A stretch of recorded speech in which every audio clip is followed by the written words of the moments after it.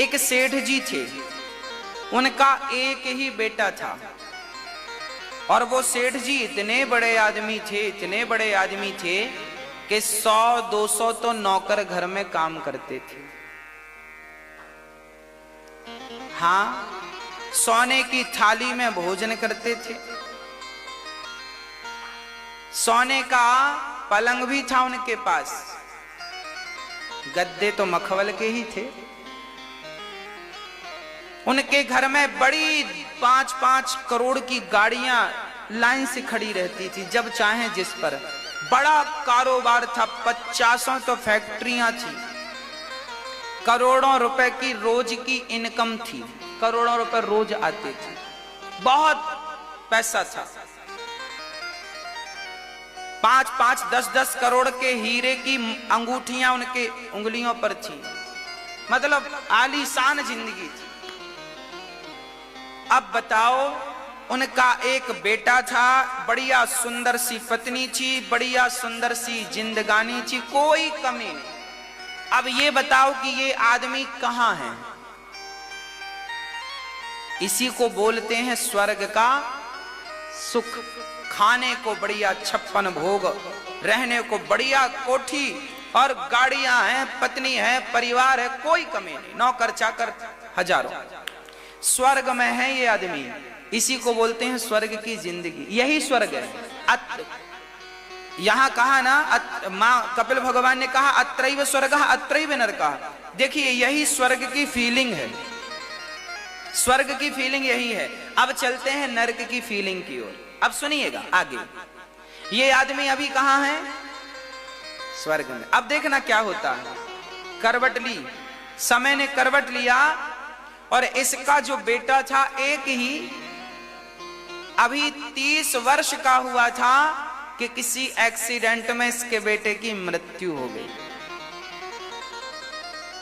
अब जब इस बाप ने समाचार सुना कि बेटा चला गया, तो पांव के नीचे से जमीन खिसक गई और सारी दौलत अब बिल्कुल मिट्टी सी लगने लगी।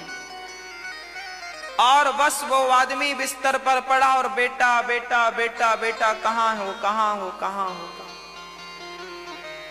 अब बेटे के दुख में इतना दुखी हुआ, इतना दुखी हुआ, खाना पीना छोड़ दिया, बिल्कुल दुबला पतला हो गया। अब बताओ कि ये आदमी अब कहां चला गया? नरक की यातनाएं ऐसी ही तो होती हैं, नरक की यातनाएं यही तो हैं। यही स्वर्ग है और यही नरक है।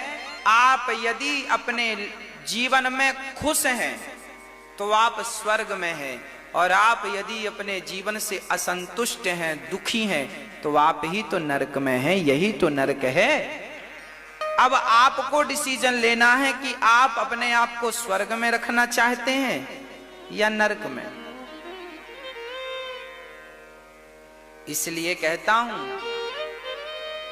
कि विधाता जिसकी आयु जितनी निश्चित करके भेजता है, उतनी आयु उसकी होती है।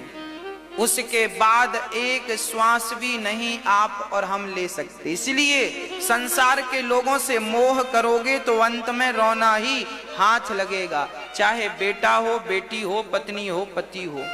इसलिए शास्त्र कहते हैं जगत से प्रेम ना करना, जगन्नाथ से प्रेम करो। वही तुम्हारे अपने हैं, वही ऐसे हैं जो तुम्हें छोड़कर कभी नहीं जाएंगे। बाकी तो सब छोड़ छोड़ करके चले जाएंगे। अरे बुढ़ापे में भी तो माँ बाप को बच्चे छोड़कर चले जाते हैं कि नहीं? तो ये दुनिया तो छोड़कर जाएगी ही। तो मोह आपने किया, आपने लोगों से प्रेम किया, आपने गलत किया। क्यों प्रेम किया? वो प्रेम भगवान से क्यों नहीं किया? अंत में तो रोना पड़ेगा। तब कहा सुखदेव जी से परीक्षित ने, गुरुदेव क्या हम भी नरक जाएंगे? तब कहा ना, सुनो, कितना भी बड़ा कोई पापी क्यों ना हो, यदि वो भगवान का नाम जपता है और जप लेता है तो उसका उद्धार होगा। बोले किसी का हुआ?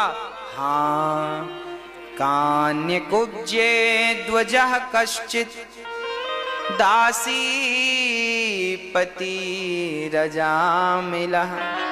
नाम्ना नष्ट सदाचारो दास्याः संसर्गे दोषितः। कान्यकुब्ज ब्राह्मण अजामिल बड़ा पापी व्यक्ति था, पर मरते समय उसके मुंह से धोखे से भगवान का नाम निकल गया। बुला रहा था बेटे को, बेटा नारायण सुनो, बेटा नारायण सुनो।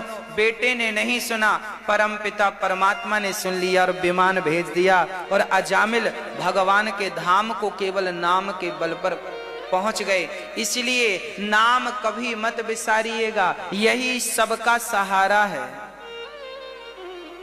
काम करते रहिएगा, नाम जपते रहिएगा, नाम ही हम सबका कल्याण करेगा। अजामिल जैसे पतित भी नाम लेकर तर गए। इसलिए एक सज्जन ने हमसे कहा, महाराज जी नाम लेने से क्या होगा?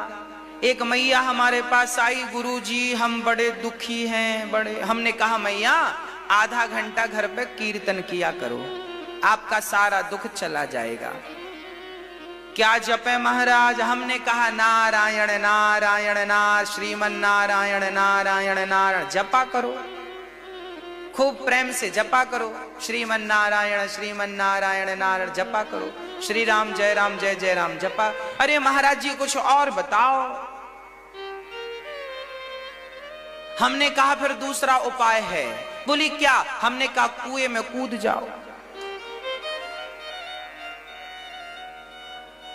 जब तुम्हें भगवान पर विश्वास ही नहीं है, भगवान के नाम पर विश्वास ही नहीं है, तो फिर कुएं में कूद जाओ, सारे दुखों से अपने आप मुक्ति मिल जाएगी। है? आज लोग हमसे पूछते हैं महाराज जी बड़ा दुख है, क्या करें? हम बोलते हैं भगवान का नाम जपो, परंतु लोगों को विश्वास ही नहीं। लोगों को यह लगता है नाम जपने से दुख दूर होगा क्या? अरे भाई जपो तो सही, ना होए तो मेरा गला काट दीजिएगा।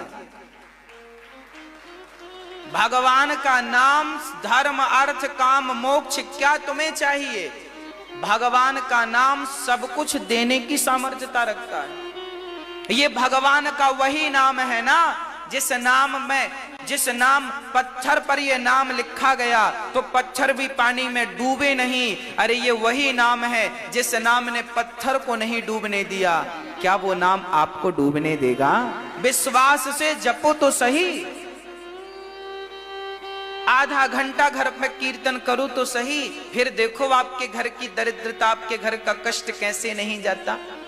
सुदामा ने क्या किया था पूरी जिंदगी? केवल नाम जप किया था। नरसिंह मेहता ने क्या किया पूरी जिंदगी?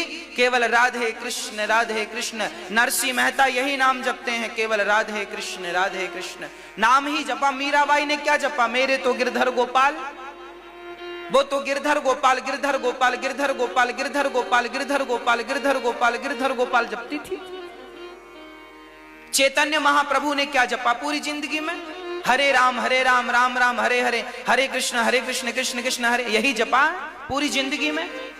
जिन महापुरुषों ने भगवान को पाया है, सबने केवल भगवान का नाम जपा है। अरे गोस्वामी तुलसीदास जी ने भगवान को पाया तो क्या जपा है? लिखा है ना गोस्वामी जी ने कि नाम ही भवसागर से पार कर सकता है। कलयुग केवल नाम आधारा, सुमरि सुमर नर उतरही। ये कौन लिख रहा है? ये बड़े बड़े साधु संतों का ही तो मत है, कोई मैं अपना मत थोड़ी कह रहा हूं।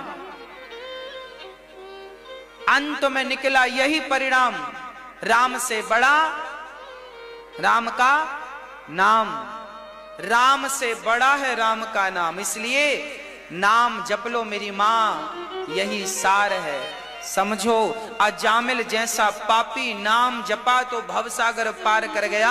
आपसे प्रार्थना है काम सारे करना घर गृहस्थी के, पर काम करते समय भगवत चिंतन बना रहे। भगवान हे नाथ मैं आपको कभी भूलू नहीं, हे नाथ मैं आपको कभी भूलू नहीं। भगवान पर विश्वास होगा तो बाल भी बांका नहीं होगा। बस विश्वास हो, बस। अजामिल का उद्धार हुआ। एक बार गुरु जी को इंद्र ने अपमानित कर दिया। देखो, किसी का सम्मान नहीं कर सकते तो कोई बात नहीं, किसी का अपमान तो ना करो। गुरु का सम्मान नहीं कर सकते तो मत करो, पर अपमान तो मत करो। भगवान की पूजा नहीं कर सकते तो मत करो, पर पूजा करने वालों पर उंगलियां तो ना उठाओ। मंदिर नहीं जाना तो मत जाओ, पर ये तो मत कहो कि मैं भगवान को मानता ही नहीं। अरे तुम मानो या मत मानो, देखो, मानो मत मानो, आपके मानने और ना मानने से फर्क नहीं पड़ता। भगवान के पास तो हमारे जैसे करोड़ों हैं, हमारे पास तो भगवान जैसे केवल भगवान ही है ना। गरज उनकी नहीं है, गरज तो हमारी है। उनकी क्या गरज है, हमारे जैसी तो करोड़ों हैं। उनके पास तो हम जैसे ऑप्शन हैं, पर हमारे जैसे तो श्याम सुंदर तो केवल एक ही है ना, 10-20 तो नहीं। हमारे लिए राम तो एक ही है, 10-20 तो नहीं है। हमारे लिए तो जगन्नाथ जी एक ही है ना। इसलिए भगवान पूज्य हैं, भगवान केवल प्रेम के योग्य हैं, भक्ति के योग्य हैं। भक्ति कीजिए बस, प्रेम कीजिए बस। अजामिल जैसा पापी भी तर गया। एक बार इंद्र ने गुरु का अपमान किया, गुरु जी नाराज होकर चले गए। तब इंद्र ने विश्वरूप को अपना गुरु बनाया और नारायण कवच की दीक्षा प्राप्त की। ओम हरिर्विदध्यान् मम सर्वरक्षाम् न्यस्तांघ्रिपद्मः पतगेन्द्र पृष्ठे दरारिचर्मासिगदे सुचापा पाशान् दधानोऽष्टगुणोऽष्टबाहुः।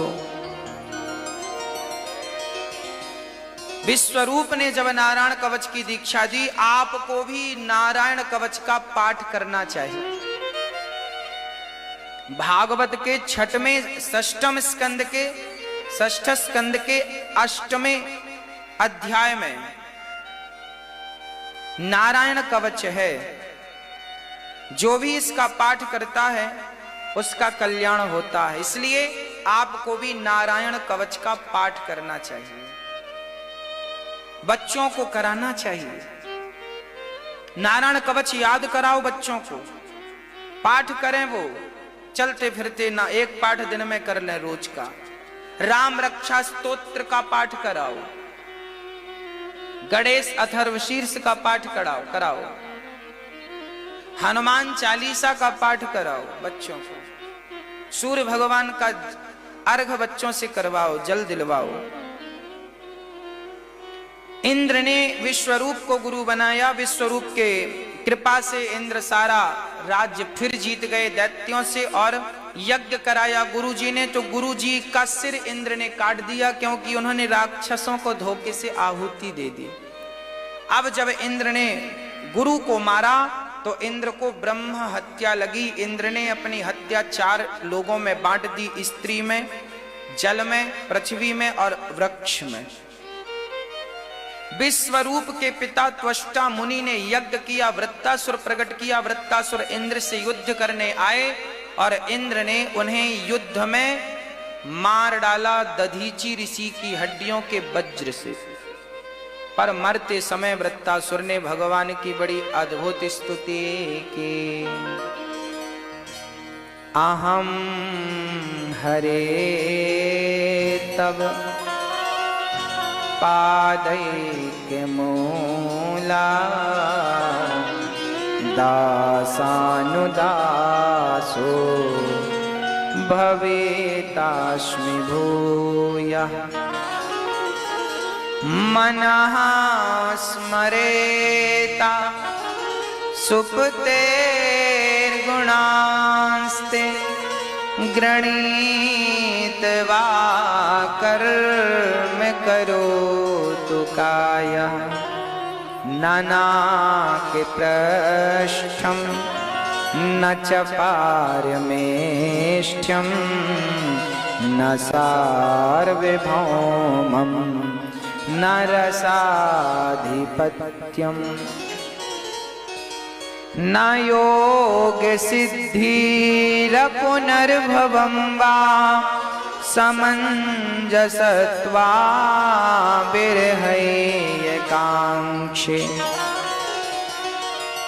श्री कृष्ण गोविंद हरे मुरारे, हे नाथ नारायण वासुदेव। श्री कृष्ण गोविंद हरे मुरारी, हे नाथ नारायण वासुदेव। आज स्तुति कितनी बढ़िया है नाथ, मैं आपकी भक्ति। ये कौन कर रहा है स्तुति? वृत्तासुर कह रहा है कि मैं आपकी स्तुति, भगवान मैं आपको प्रणाम नहीं कर सकता, आप में मन नहीं लगा सकता। कोई बात नहीं, आपके भक्तों में यदि मेरा मन लग जाए तो भी मेरा उद्धार हो जाएगा। इसलिए भगवान में मन बाद में लगाना, पहले उनमें अपना मन लगा लो जिनका मन भगवान में लगा है। अर्थात दासानुदासो भवितास्मि भूयः, भगवान के भक्तों में अपना मन लगा लो। दासानुदासो भवितास्मि भूयः। प्रिय भक्तों, श्री भगवान इंद्र ने वृत्तासुर को मार डाला। राजा परीक्षित ने कहा, गुरुदेव वृत्तासुर तो राक्षस था, उसने भगवान की स्तुति क्यों की? तब कहा कि सुनो, वृत्तासुर इस जन्म का राक्षस था ना, पिछले जन्म का एक राजा था, चित्रकेतु नाम का एक राजा था। बहुत अच्छी कथा है, सुनिएगा सब लोग, आपके जीवन से घटती हुई कथा है। चित्रकेतु नाम का एक राजा था, उसकी कोई संतान नहीं थी। एक संत जी से कहा, महाराज मेरे बेटा हो जाए तो बड़ी कृपा हो। संत ने कहा ठीक है। संत की कृपा से फल संत ने दिया, पत्नी को खिलाया राजा ने, तो एक बेटा हुआ। संतों ने कहा था ये बेटा तुझे सुख भी देगा और दुख भी देगा। अरे दुख क्यों, अब देगा, बस ठीक है, जो है सो ठीक है। और राजा वो फल ले जाकर पत्नी को, बड़ी पत्नी का नाम था कृतद्युति, वो पत्नी ने फल खाया, पत्नी गर्भवती हो गई। समय पर उसने एक बच्चे को जन्म दिया, सुंदर बच्चा था, नाम रखा बढ़िया सा, राजकुमार था। सारे नगर में लड्डू बांटे गए।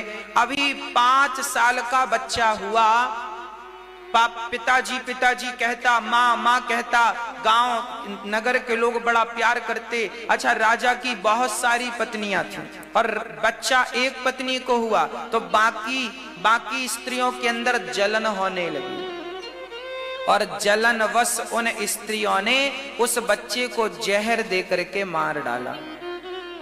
अब बच्चा 5 साल का जब मरा तो राजा रानी रोने लगे, बेटा मर गया, बेटा कहाँ गया, बेटा हे विधाता तू कितना निर्दयी और निष्ठुर है, तूने मेरे बच्चे को मार डाला, क्या बिगाड़ा था, मारना था तो मुझे मार देता, मेरे बच्चे ने क्या बिगाड़ा था। ऐसा कह कह करके माता पिता रोने लगे। तभी नारद जी आए। नारद जी ने कहा, राजन क्यों रो रहे हो? महाराज बेटा मर गया है। अच्छा तो देखो, मर गया है तो मरा हुआ तो लौटेगा नहीं, तुम्हारे रोने से क्या जिंदा हो जाएगा? बोले आप जिंदा करो। नारद जी के चरणों में माथा रख दिया, बोले आप मेरे बेटे को जीवन दान दे दो, जीवित करो। अब देखो क्या हुआ। नारद जी ने मंत्र पढ़ करके जल बच्चे के ऊपर छोड़ा, बच्चा जीवित हो गया। पिताजी दौड़े, बेटा आ तुझे गले लगाएं, तुझे हृदय से लगा लूं, मेरा बेटा जीवित हो गया। उस बच्चे ने कहा, खबरदार पिताजी, पहले ये बताओ आप कौन हो? अरे मैं तेरा पिता हूं, मुझे नहीं जानता। उस बच्चे ने कहा, पिताजी कितनी बार मेरा जन्म हो चुका है, कितनी बार आपका जन्म हो चुका है, किस जन्म का रिश्ता रखना चाहते हैं ये तो बताओ। किस जन्म का रिश्ता रखना चाहते हैं आप हमसे? इसलिए मत रोइए, मैं पिछले जन्म में भिखारी था और पिछले जन्म का कुछ हिसाब किताब बाकी रह गया था, सो वही चुकाने इस जन्म में आया हूं, मेरा आपसे कोई संबंध नहीं। अच्छा, क्या हिसाब किताब था तेरा? उस बच्चे ने कहा, पिताजी पिछले जन्म में मैं भिखारी था, आपके घर भीख मांगने आया तो आपने मुझे गेहूं का आटा दे दिया, साथ में गाय का सूखा हुआ गोबर दे दिया, और मैंने उसी गोबर पर आग लगा दी, कंडों पर, ओपलों पर उसमें चींटियां थी, ध्यान दिया नहीं, सारी चींटियां जल गईं और उसी आग से 5 रोटियां बनाई और 5 भगवान को भोग लगाकर खाई। तो इस जन्म में 5 वर्ष तक आपका बेटा इसलिए बनना पड़ा क्योंकि पिछले जन्म में 5 रोटियां आपकी खाई थी, और मैंने उन चींटियों को आग में जलाया। इस जन्म में वो चींटियां आपकी पत्नी बनकर आईं और उन्होंने जहर देकर मुझे मार डाला। वो तो भगवान को भोग लगाकर खाए, तो एक ही जन्म में सबका हिसाब किताब चुक गया, नहीं तो ना जाने कितने बार जन्म लेकर के हिसाब चुकाना पड़ता। पिताजी ये कहा और बेटा चला गया। सच कहूं मेरी मां, इस संसार में ना तो कोई किसी का बेटा है, ना कोई किसी की माँ है, ना कोई किसी का पति है, ना कोई सब अपना हिसाब किताब चुकाने आए हैं। जिस दिन मेरा हिसाब, देखो भगवान ने मुझे संसार में भेजा है, जाओ माँओं की सेवा करो, हॉस्पिटल बनाओ और जरूरतमंदों की सेवा करो। भगवान ने मुझे भेजा है और जिस दिन भगवान का कार्य पूरा हो जाएगा तो मेरा भी कार्य पूरा हो जाएगा। भगवान कहेंगे चलो अब तुम्हारा वहां कोई काम नहीं है, चलो वापस आ जाओ, तो भगवान मुझे वापस बुला लेंगे कि नहीं? हाँ या ना? मुझे भगवान ने संसार में किसी उद्देश्य की पूर्ति के लिए भेजा है। जाओ, तुम्हें अन्न बांटना है, रोटी बांटना है, जाओ अन्न क्षेत्र बांटो, जाओ माँओं की सेवा करो, और जो बच्चे माँओं की सेवा करना भूल गए हैं उन्हें माँओं की सेवा करके बताओ कैसे माँ बाप की सेवा की जाती है। भगवान ने मुझे इस उद्देश्य की पूर्ति के लिए भेजा है, और जिस दिन ये उद्देश्य पूरा हो जाएगा उस दिन भगवान कहेंगे चलो काम पूरा हो गया, अब वापस आओ। आपको भी किसी उद्देश्य के लिए भेजा है, आपको इस उद्देश्य के लिए भेजा है कि अनिरुद्ध जो काम कर रहा है, अनिरुद्धाचार्य जो संकल्प लिया है उसमें आप सहयोग करें, उससे जुड़ें, औरों को प्रेरित करें। ये आपका उद्देश्य है। आप अपने बच्चों को अच्छे संस्कार दें, ये आपका आने का उद्देश्य है। आप 2 पैसे कमाकर उसका सदुपयोग करें, ये आपके आने का उद्देश्य है। आप आए और आप भी अपना उद्देश्य पूरा करें, मैं भी अपना ईमानदारी से उद्देश्य पूरा करूं। अरे संसार का हर व्यक्ति किसी ना किसी उद्देश्य से ही तो संसार में आया है। जब मेरा जन्म हुआ था तब तो मेरी पत्नी नहीं थी, मेरा बच्चा नहीं था, मेरा पद नहीं था, प्रतिष्ठा नहीं थी, पैसा नहीं था। अरे संसार की हर चीज यहीं तो मिली है। मुझे बेटा यहीं मिला, पत्नी यहीं मिली, परिवार यहीं मिला, पैसा यहीं मिला, सब कुछ यहीं मिला। और जब मैं जाऊंगा तो जो यहाँ मिला है सब यहीं का यहीं छोड़कर जाऊंगा, लेकर मैं क्या जाऊंगा और आप क्या जाएंगे। इसलिए आप रोया ना करो, ना बेटों के लिए, ना पत्नी के लिए, ना पति के लिए, ना परिवार के लिए। आया है सो जाएगा, राजा रंक फकीर, कोई बचा हो तो बता दो। बस फर्क ये है कि किसी को आज जाना है, किसी को कल, किसी को परसों जाना। कोई जल्दी जाता है, कोई देर से जाता, जाते सब हैं। सब यहाँ मेहमानी करने आए हैं। मैं भी यहाँ कार्य की सिद्धि, उद्देश्य की पूर्ति के लिए आया हूँ। उद्देश्य पूरा होगा, मुझे भी जाना होगा। इसलिए किसी के जाने पर रोया ना करो, ये तो विधाता की मर्जी है। मौत जब भी आती है तो कोई बहाना लेकर आती है, मौत तो हमेशा बहाना लेकर आती है। आप कहते हैं ऐसा ना होता तो ऐसा ना होता, ना ना, जो होना है वो पहले से निश्चित है। हाँ या ना? जो होना है वो पहले से निश्चित है, तो आप परेशान क्यों हो रहे हैं? कोई बचा हो तो नाम बताओ। दिल्ली का लाल किला जिन्हों बनवाया था, बड़ा किला बनवाया था, पूरे दुनिया में हुकूमत थी पूरे भारत में, वो कहां गए? बोलो, सब इसी धूल में मिल गए कि नहीं? अरे ये कहानी आदमी की केवल 25-50 साल की है। स्वामी विवेकानंद जी एक कम 40 साल की उम्र में चले गए।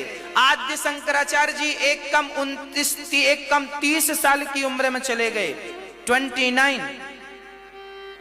आद्य शंकराचार्य जी चारों मठों की स्थापना करके 29 वर्ष की उम्र में चले गए। स्वामी विवेकानंद जी एक कम 40, 39 चले गए।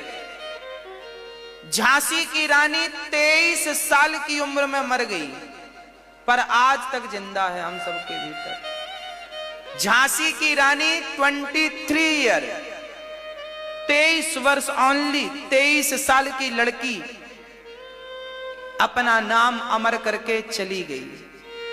वो एक उद्देश्य की पूर्ति के लिए आई थी, अपना उद्देश्य पूरा किया, चली गई। स्वामी विवेकानंद जी उद्देश्य की पूर्ति के लिए आए, चले गए।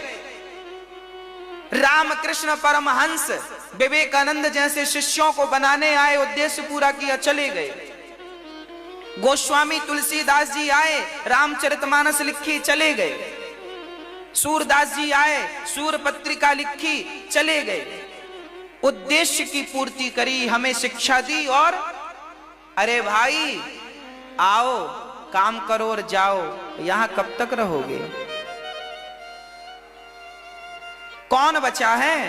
राज राजे रहे, ना वो रानी रही, ना बुढ़ापा रहा, ना जवानी रही। वस्तु हर एक आनी व जानी रही, अंत में लखपति को ना धेला जुड़ा। हंस जब भी उड़ा तो अकेला उड़ा। याद रख सिकंदर के हौसले तो वाली थे, जब गया जमी से तो दोनों हाथ। सिकंदर जैसे बचे हो तो बताओ, कर्ण जैसे बचे हो तो बताओ, कहां है कर्ण? कहां है वो दुर्योधन जो कहता था सुई की नोक बराबर जमीन नहीं दूंगा पांडवों को? कहां है वो दुर्योधन? बताओ ढूंढ के। कहां है वो रावण जो कहता था कि मेरे फूंक मारने से दुनिया उड़ सकती है? कहां गया वो रावण? बोलो, कौन बचा है इस धरा पर? इस मिट्टी ने सबको निगल लिया है, तुम्हें और हमें भी निगलने को तैयार है। कब तक भागोगे? कितना भागोगे? मौत आएगी तो बहाना बनाकर आएगी। आप संसार के लोगों से प्रेम ना करना और बिल्कुल भगवान में मन लगाए रहना, यही जीवन की सार्थकता है। काम करना, कर्मण्येवाधिकारस्ते मा फलेषु कदाचन, कर्म करना मत भूल जाना। पिता हो तो पिता का कर्तव्य निभाओ, पत्नी हो तो पत्नी का कर्तव्य निभाओ, डॉक्टर हो तो डॉक्टर का कर्तव्य निभाओ। कर्म करते रहो और मन भगवान के चिंतन में लगा रहे। भाग नहीं जाना तुम्हें सब छोड़ के जंगल, नहीं तो व्यवस्थाएं डोल जाएंगी। एक मिशन चलाया था। कौन सा mission? Ramakrishna mission. Ramakrishna mission की स्थापना किसने की थी? स्वामी विवेकानंद जी ने। जब मैं छोटा था तो मैं एक बार बीमार हुआ, कोई दिक्कत आई। मैं उस समय वृंदावन था। वृंदावन में भी एक रामकृष्ण मिशन है जहां निःशुल्क इलाज होता था। उस टाइम 2 रुपए की पर्ची कटवाते थे और जाकर के हम भी एक बार गए थे, हमें कोई दिक्कत थी तो वहां पर हमारा इलाज हुआ था, अच्छा लगा था हमें। तब हम बहुत छोटे थे और दवाई कराने रामकृष्ण मिशन गए। उसके बाद रामकृष्ण मिशन पर हमने विचार किया तो हमें फिर किसी ने बताया कि स्वामी विवेकानंद जी ने अपने गुरु के नाम पर, रामकृष्ण परमहंस जी के नाम पर रामकृष्ण मिशन की स्थापना की। और वो स्वामी विवेकानंद जी, सोचिए तब विवेकानंद जी थे, उनके बनाए हॉस्पिटल में ये दास अनिरुद्ध इलाज कराने गया था। तभी मैंने विचार किया था कि भगवान सामर्थ्यता देंगे तो हम भी एक ऐसा हॉस्पिटल बनाएंगे जहां हमारे जाने के सालों साल, कई 100 साल बाद भी वहां लोग इलाज करवाते रहेंगे, निःशुल्क इलाज। यदि स्वामी विवेकानंद जी इतना बड़ा हॉस्पिटल बनवा सकते हैं, इतना बड़ा रामकृष्ण मिशन बनवा सकते हैं, तो हम नहीं बनवा सकते क्या? आओ हम मिलकर स्वामी विवेकानंद जी से सीखें और हम भी समाज के हित में एक प्रतिज्ञा करें। हाँ, बहुत पैसे वाले हैं दुनिया में लोग, हम तो सोचते रहे कि ये लोग बनाए बड़े बड़े पैसे वाले। अभी अमिताभ बच्चन जी को जब कोरोना हुआ, हमने टीवी पे सुना कि अमिताभ बच्चन जी को भी कोरोना हो गया, तो वो हॉस्पिटल गए अपना इलाज कराने। हमें अच्छा नहीं लगा। बच्चन साहब स्वस्थ हो गए और स्वस्थ रहें, ये तो हमारी प्रार्थना है, पर हमें ये अच्छा नहीं लगा कि उनकी उम्र इतनी हो गई और उन्होंने इतना पैसा कमाया पर आज तक एक हॉस्पिटल बनाकर भारत को समर्पित नहीं किया। अरे आज उन्हें अपने ही बनाए हॉस्पिटल में जाना चाहिए था ना, दूसरों के हॉस्पिटल में काहे को गए दवाई कराने? इतने बड़े स्टार हो, सारी दुनिया ने तुमको देखा है, सराहा है, पलकों पे बिठाया है। अरे कम से कम एक हॉस्पिटल तो बना के भारत को देते, निःशुल्क इलाज होता, लोग बीमारियों से ना मरते। तुम भी बीमार पड़े तो दूसरे को हॉस्पिटल में चले गए।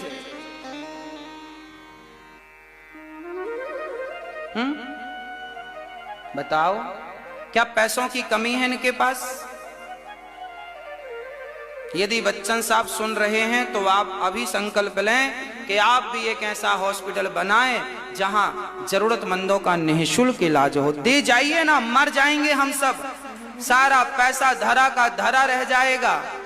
आओ कुछ अच्छा करते हैं अपने देश के लिए, बनाते हैं ना हम हॉस्पिटल। कौन बनाएगा? अरे संपन्न हो, पैसे की कमी तो है नहीं।